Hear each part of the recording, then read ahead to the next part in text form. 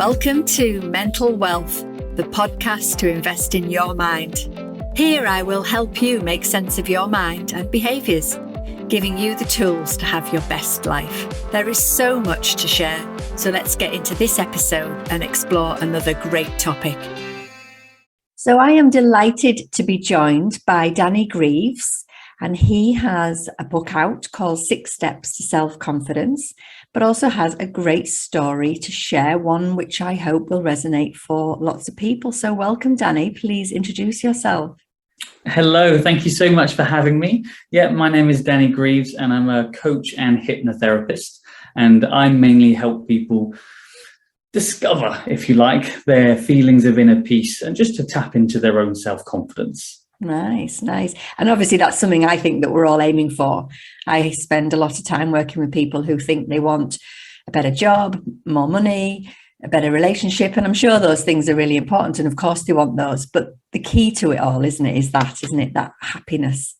Tell us a little bit more about your journey, because I know you've shared a little bit about your own journey in terms of that. Yeah, so, and to follow up on your point, I think really what we want is the feeling that those things give us, isn't it? So we find them in many different ways, but we're looking for the feeling. And what I found was when I was younger, so I actually trained as a physio. That was originally sort of my way in. And when I was younger, my parents were divorced, and that was quite a big challenge for me. And that kind of set off lots of different challenges in terms of feeling quite anxious, doubting myself, lacking in confidence, particularly around relationships. And that kind of makes sense in terms of where the challenges come from. And from I was very, very young, I knew I wanted to help people in pain. Didn't quite know how that was going to work, but I knew that was something that I was really aware of. And then I found myself in the field of physiotherapy. And I was working in that field for about 10 years, and I was just working with more and more people struggling with chronic issues. And I could do all the treatment that they recommend, and yet they've still got this chronic pain. And it was then that I started to ask, like, what is going on with these people that's causing this? And then it really came down to a lot of emotional issues that weren't being addressed. So when I tapped into that side of things, and I had some wonderful mentors along the way, I then transitioned away from being a physio and then started working with sort of people as a coach and hypnotherapist. I love that. And I think it's so powerful for people to really focus on the fact that so often physical pain is so linked to emotional pain, mental pain, all that trapped emotion that is so often missed, isn't it? People often know that they feel unhappy, but they're so focused on their physical pain that they don't necessarily pause and think, well, what is the deep cause and the deep root of that? And there's definitely been quite a big stigma in the past in terms of if anyone has a chronic pain, the idea that it could be emotional was actually quite challenging for a lot of people.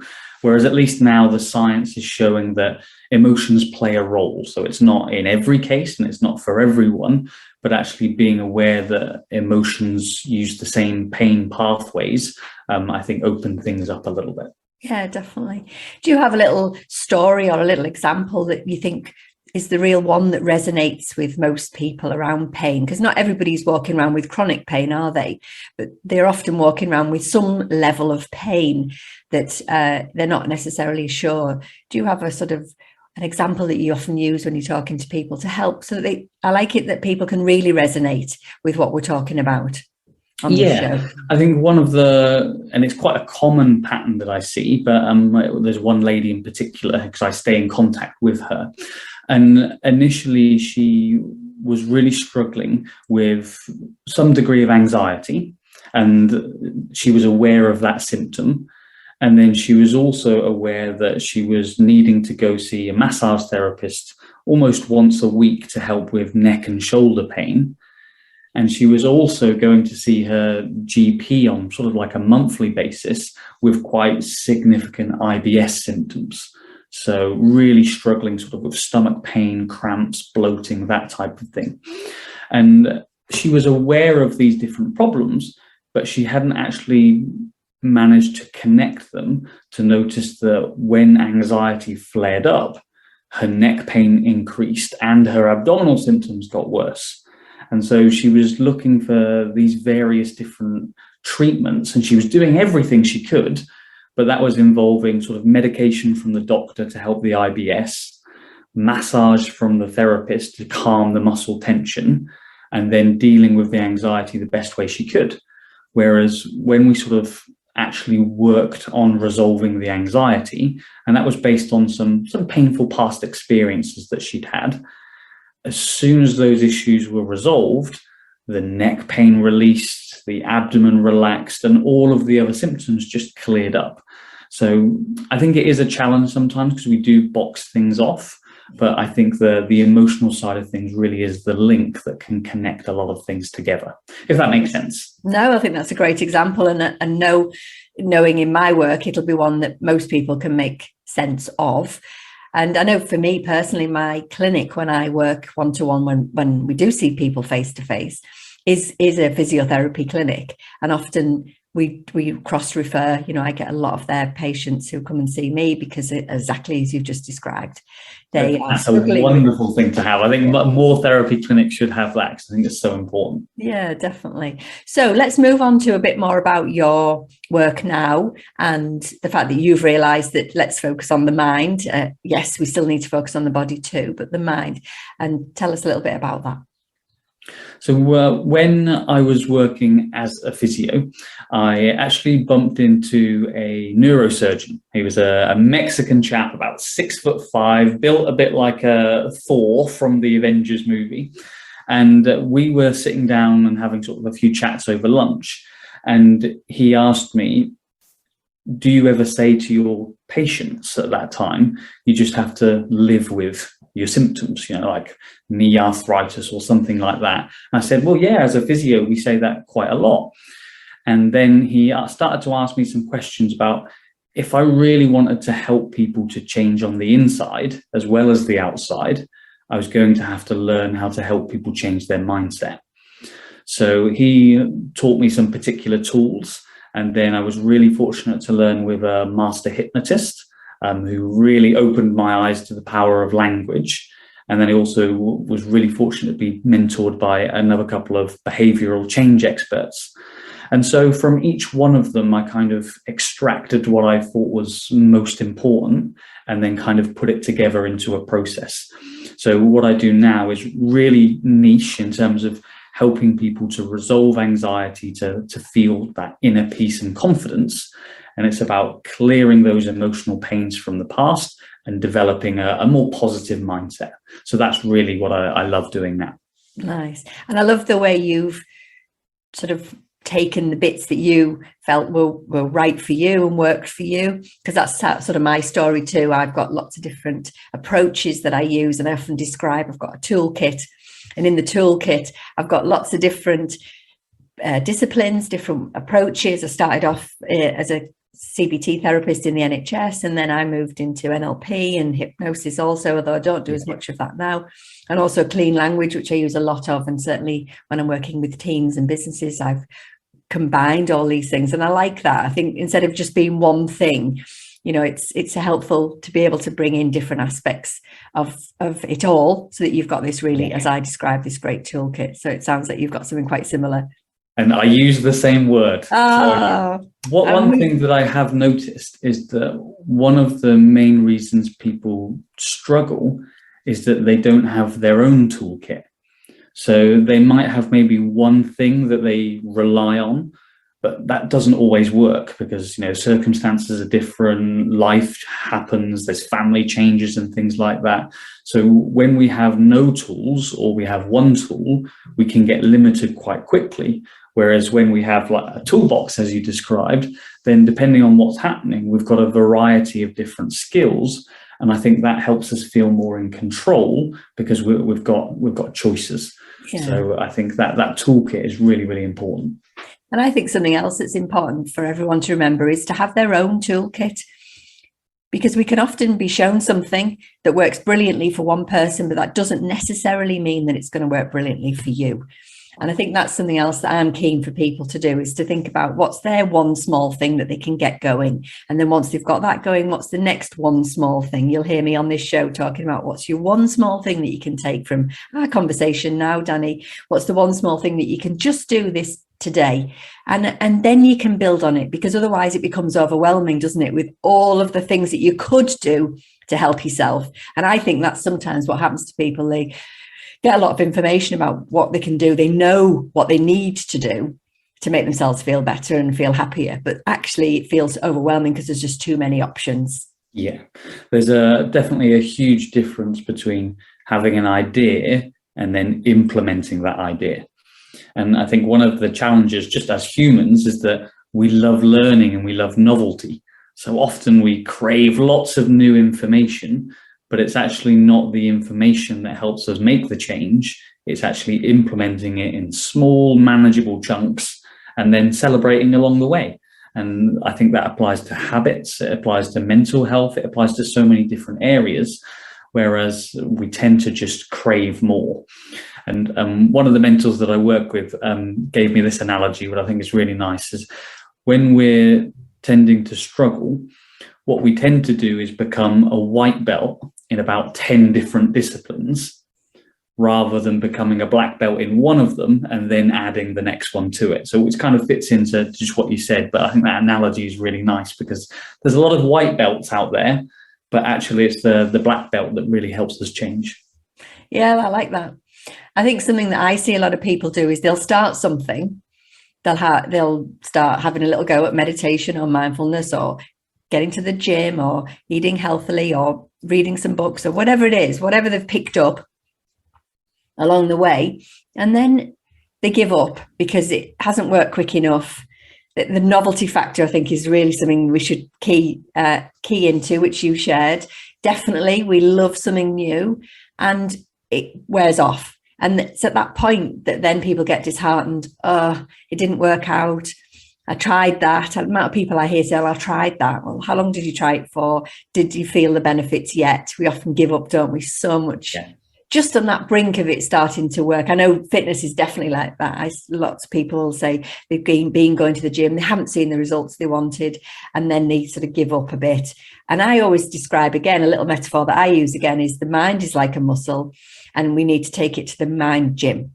And when we go to the mind gym, we need to do lots of reps. We need to do lots of regular exercise, lots of different variety, just like you would, again, going to the gym.